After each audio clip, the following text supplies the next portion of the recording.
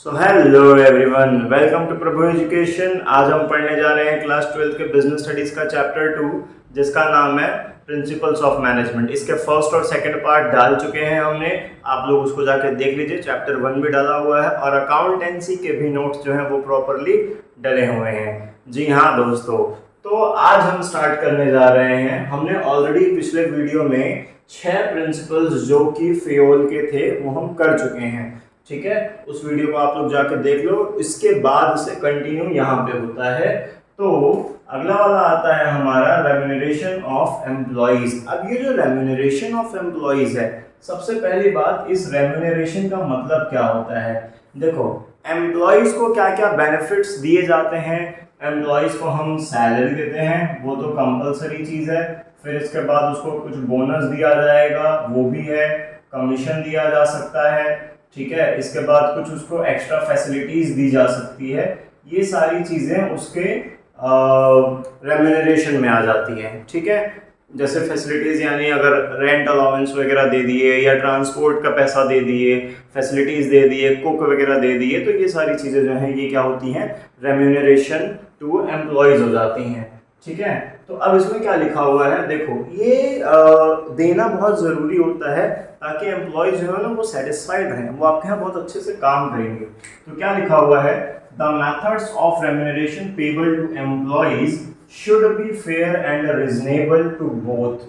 देखो, ये एक ऐसा मेथड होना चाहिए, जो भी रेम्यूनरेशन पे किया जा रहा है किसी भी एम्प्लॉय को, वो दोनों के लिए रिजनेबल होना चाहिए। सही तरीके से, सही क्वांटिटी में, जितना भी उसको जो भी अमाउंट दिया जाना चाहिए वो सही होना चाहिए, फेयर होना चाहिए दोनों के लिए। दोनों के लिए कैसे, एम्प्लॉय के लिए भी होना चाहिए और ऑर्गेनाइजेशन के लिए होना चाहिए। तो क्या लिखा हुआ है, organisation and employees should be paid fair which help them for their living. भैया, उनकी जो बेसिक नीड्स हैं, क्या जो बेसिक नीड्स है, रोटी कपड़ा मकान, और आज के टाइम पे क्या है, इंटरनेट सबसे बड़ा चौथा नीड बहुत ज़्यादा ज़रूरी बन गया है। खैर, इंटरनेट को फिर भी अगर अपन साइड करते हैं तो 3 जो बेसिक नीड्स हैं, रोटी कपड़ा और मकान, ये तीनों उनको जो है मेनली इतना तो कम से कम उनको मिले ही मिले, ठीक है।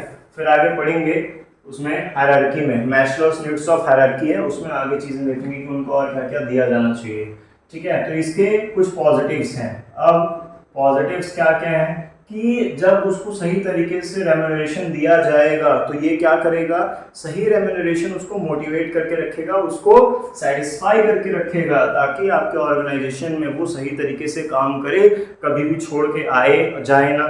क्या होता है कि जब कभी भी कोई भी एम्प्लॉय किसी भी ऑर्गेनाइजेशन में काम करते हुए अगर सेटिस्फाइड रहता है फाइनेंशियल रूप से, एनवायरमेंटल रूप से, तो वो वहाँ पे लंबे समय तक काम कर पाता है और अपना कंट्रीब्यूशन उस एम्प्लॉय के लिए उस ऑर्गेनाइजेशन के लिए दे पाता है, ठीक है। होता ये है कि अगर ऑर्गेनाइजेशन में एम्प्लॉयज बहुत जल्दी जल्दी चेंज हो रहे होते हैं तो वो ऑर्गेनाइजेशन ग्रो नहीं कर पाती है। क्यों?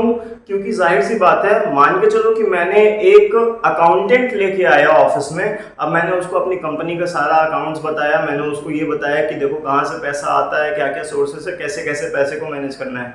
तो 2-3 महीने, 4 महीने, 5 महीने तो केवल उसको ये समझने में लगेगा कि कंपनी के फाइनेंस काम कैसे करते हैं। जब तक वो समझेगा उसको यहाँ पे मजा नहीं आएगा, ऑर्गेनाइजेशन छोड़ के चला जाएगा।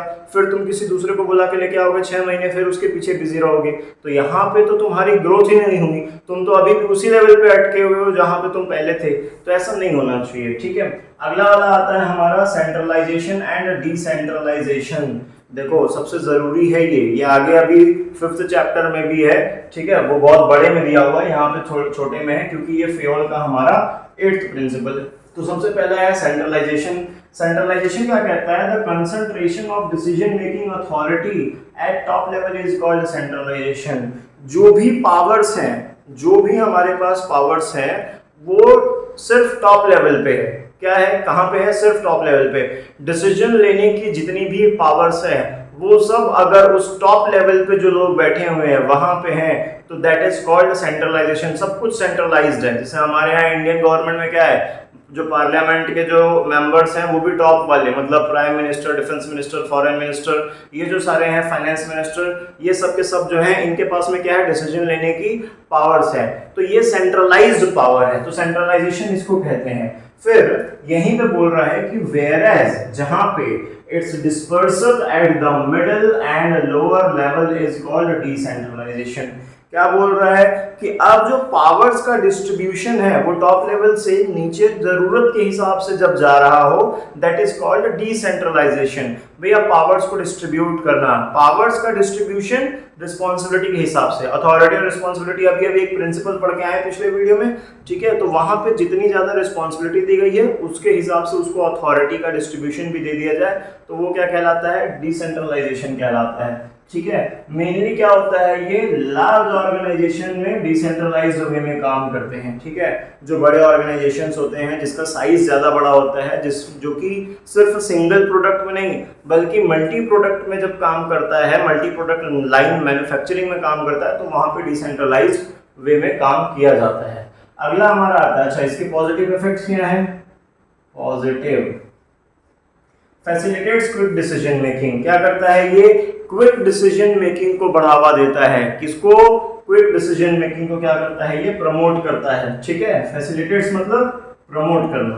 फिर अगला वाला आता है हमारा स्केलर चेन। अब स्केलर चेन मतलब क्या हुआ, देखो ये एक चेन है, ठीक है।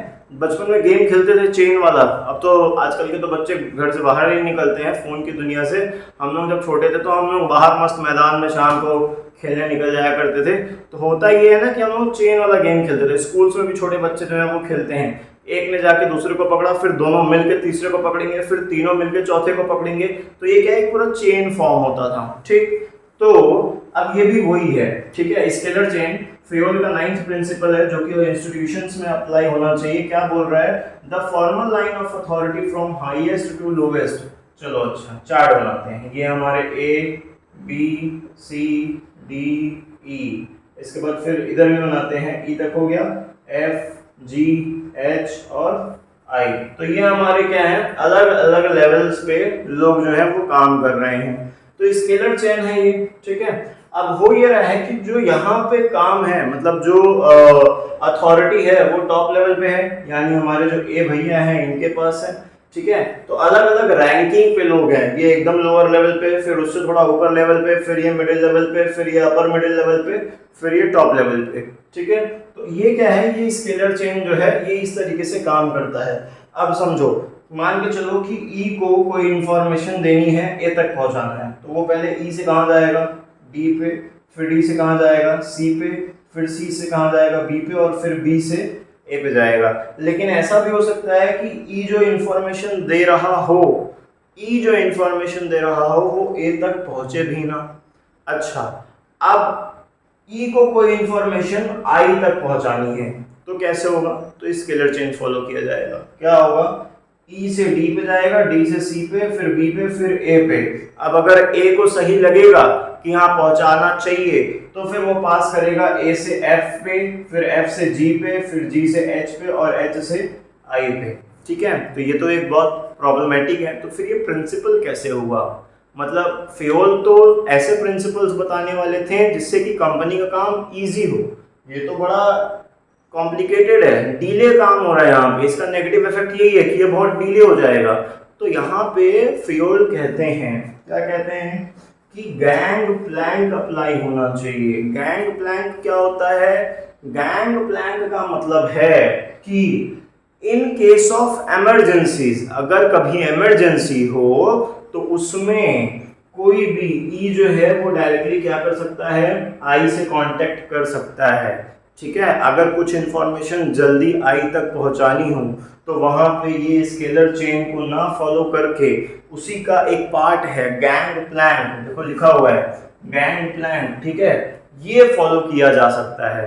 हो सकता है कि सी जो है वो जी को कोई इंफॉर्मेशन देना चाहता हो, तो अब इसमें फिर सी बी को बताए, बी ए को बताए, ए फिर थोड़ा सोया हो, कंपनी का मालिक है, आराम से सुबह 12 बजे सो के उठेंगे, तो फिर वहां पे क्या होगा, C directly contact to G, so this is called gang plank, okay. ठीक है, इसका पॉजिटिव्स क्या होगा,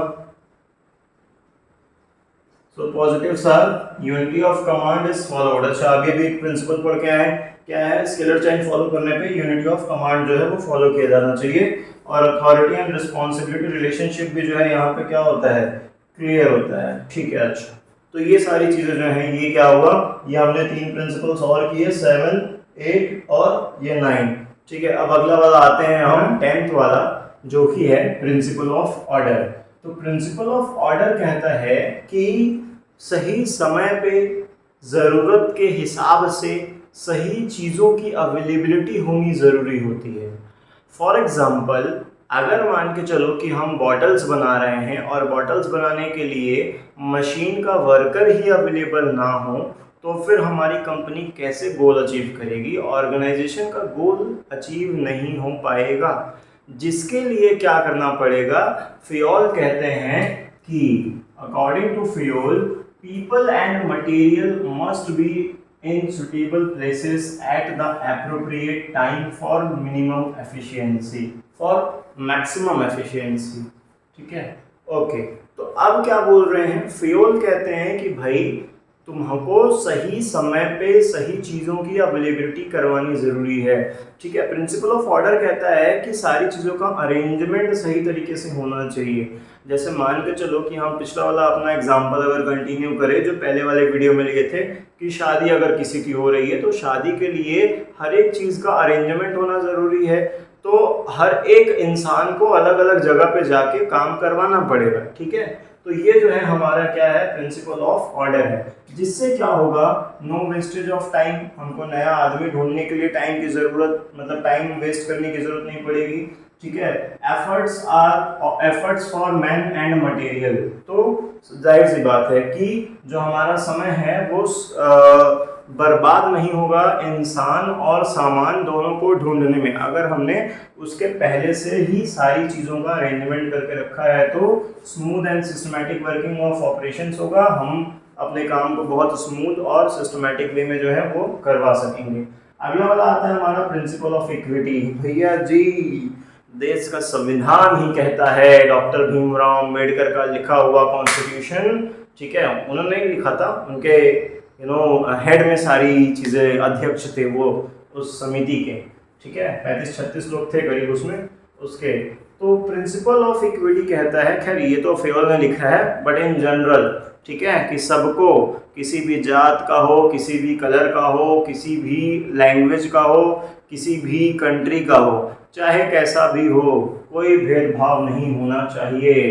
तो ये प्रिंसिपल कहता है कि the principle emphasises kindness and justice in the behavior of the managers towards their workers or employees, no discrimination against sex, आदमी हो औरत हो, किसी भी जात का हो, रिलीजन, लैंग्वेज, कास्ट, बिलीफ और नेशनैलिटी। ठीक है, इससे होगा क्या, इससे होगा ये कि जो एम्प्लॉई है वो लॉयल रहेगा ऑर्गेनाइजेशन के लिए कि अरे भाई मुझे यहाँ पे बिलोंगिंगनेस फील हो रही है, I belong to this place, it means I can work here for a long period of time, जिससे कि ऑर्गेनाइजेशन को ही क्या होगा, मैक्सिमम जो है उनको बेनिफिट होगा। ठीक है, तो ये हुआ। अगला है हमारा स्टेबिलिटी ऑफ पर्सोनल। ये जो पर्सोनल है ना, इसका मतलब होता है मैनेजर या फिर एम्प्लॉय, मतलब वर्कर ही होता है जो भी उस पोस्ट पे काम कर रहा हो।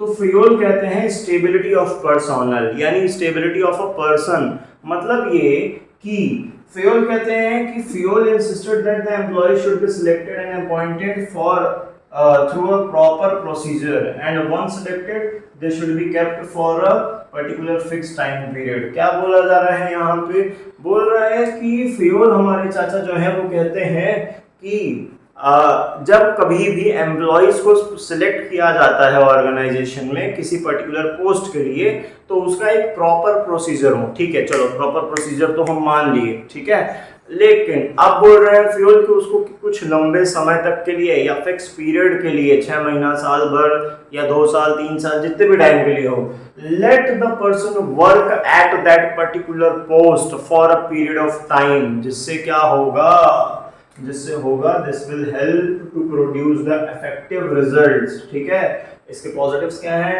इसके पॉजिटिव्स हैं ये, improves efficiency level of employee due to the job security. भाई जाहिर सी बात है, उसको अगर तुम बता दोगे कि तुम जो है 1 साल तक, 12 महीने तक, 2 साल तक या जितना भी काम करोगे इस पोस्ट पे रह के, तो जाहिर सी बात है वो क्या करेगा, मन लगा के काम करेगा, उसको टेंशन नहीं रहेगी कि यार मेरी जॉब चली जाएगी, मेरी जॉब चली जाएगी, मेरी जॉब चली जाएगी। ऐसा नहीं होगा, ठीक है, नारा नहीं बनाना है हमको, ठीक है। तो ये हुए हमारे 12 प्रिंसिपल्स यहाँ पे खत्म। अब चलते हैं अपने 13वें प्रिंसिपल पे, इनिशिएटिव। तो इनिशिएटिव अब हमारा क्या कहता है, इनिशिएटिव का मतलब ही यही है कि किसी भी ऑर्गेनाइजेशन में, जो भी ऑर्गेनाइजेशन है उसके चाहे टॉप लेवल मैनेजमेंट हो या फिर मिडिल लेवल मैनेजमेंट हो, टॉप लेवल और मिडिल लेवल को हमेशा रेडी रहना चाहिए एम्प्लॉयज से क्या करने के लिए, सजेशंस लेने के लिए। या फिर कोई एम्प्लॉय अगर खुद से सामने आता है तो उसको क्या करे, उसको बहुत अच्छे से मतलब फैसिलिटेट करके, अच्छा तुमको ये अपॉर्चुनिटी दी जा रही है, चलो तुम सजेस्ट करो, ठीक है। इससे क्या होगा, इससे हमारा जो ऑर्गेनाइजेशन का पूरा फंक्शन है, जो ऑपरेशंस है, वो बहुत स्मूथ काम करेंगे, नए नए आइडियाज जनरेट होंगे। तो क्या लिखा है, initiative means taking the first step with self motivation. भाई जाहिर सी बात है, जो एम्प्लॉयज हैं वो क्या है, सेल्फ मोटिवेट होके तुम्हारे पास आ रहे हैं, टॉप लेवल या मिडिल लेवल मैनेजमेंट के पास आ रहे हैं, जिससे कि क्या हो रहा है, जो भी वो खुद से क्या है, मोटिवेटेड रहेंगे, ठीक है। तो तुम्हारे पास भी नए आइडियाज आएंगे, जो टॉप लेवल मैनेजमेंट है उनके पास नए आइडियाज आएंगे किसी भी काम को करने का। हो सकता है जो तुमने सोचा हो, जो टॉप लेवल मैनेजमेंट ने सोचा हो, वो काफी लंबा प्रोसीजर हो उस काम को करने का, उनके पास में कोई ऐसा आइडिया हो जिससे कि ऑर्गेनाइजेशन का गोल अचीव होने में बहुत ज्यादा आसानी हो जाए, ठीक है। तो ये होना चाहिए। तो इनिशिएटिव को हमेशा एनकरेज करना चाहिए, ठीक है। वो क्या करेगा, फीलिंग ऑफ बिलोंगिंगनेस उनको फील करवाएगा। जो एम्प्लॉयज है उनको क्या फील करवाएगा कि अरे हमारे बॉस तो अच्छे हैं, हमारा जो मैनेजर है वो भी अच्छा है, हमारी बातें सुनता है और फिर उसमें कुछ कुछ चीज़ें अप्लाई भी करता है, ठीक है। तो ये अच्छा, कई बार ऐसा इसका सही नाम हो सकता है, ना हो तो तुम उनको फिर समझाओ। Top level middle level management का मोटो भी होता है कि हाँ, उनको डिमोरलाइज नहीं करना, डिमोटिवेट नहीं करना कि नहीं योर आइडिया इज फालतू। वेलकम करो, बहुत अच्छे से प्यार से वेलकम किया जाना चाहिए इन सब चीज़ों को, ठीक है। कि क्या होगा, एम्प्लॉय का बिलोंगिंगनेस कि ये हमारा बॉस अच्छा है, we can work here. Employee छोड़ के नहीं जाना चाहिए कभी भी ऑर्गेनाइजेशन को, सबसे बड़ी चीज़ है ये, ठीक है। तो ये है, इट इम्प्रूव्स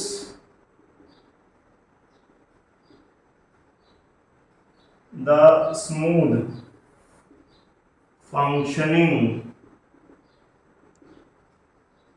ऑफ ऑपरेशंस, ठीक। इसके बाद लास्ट है हमारा 14th वाला प्रिंसिपल। तो फाइनली हम 14 प्रिंसिपल तक पहुंच गए हैं। एक बार जोरदार तालियां बजा लो आप लोग अपने लिए और हमारे लिए भी, ठीक है। तो 14 प्रिंसिपल्स, ऐसे ही 14 मिलियन हो जाता तो क्या बात ही हो जाती है यार, मतलब क्या कहें। ये है मोटिवेशन, बिलोंगिंगनेस, सेल्फ मोटिवेशन, ठीक है। चलो देखो, it means union in strength. भैया जी, यूनियन इन स्ट्रेंथ, ठीक है। जब एक यूनियन बन रही है तो वही क्या है, शक्ति है, ठीक है। किसी को एक उंगली से नहीं मार सकते, लेकिन 5 उंगलियों को जोड़ दो और तब मारो, घूसा लगेगा जबरदस्त, ठीक है। तो यूनियन इन स्ट्रेंथ यानी जब सब मिल जा रहे हैं तो वो क्या बन जा रही है, शक्ति बन जा रही है। कोई एक आदमी गोल को अचीव नहीं कर पाएगा तो क्या करना है, तो ऐसा करते हैं, कई आदमियों को मिला लेते हैं, एक टीम बना लेते हैं और फिर उस टीम स्पिरिट के साथ जो है काम करते हैं, तो क्या होगा, गोल अचीव हो जाएगा, ठीक। तो क्या बोल रहा है, मैनेजर को सबसे पहली बात क्या करना चाहिए कि मैं से हट के हम पे आना चाहिए। मैं नहीं हूं, हम हैं।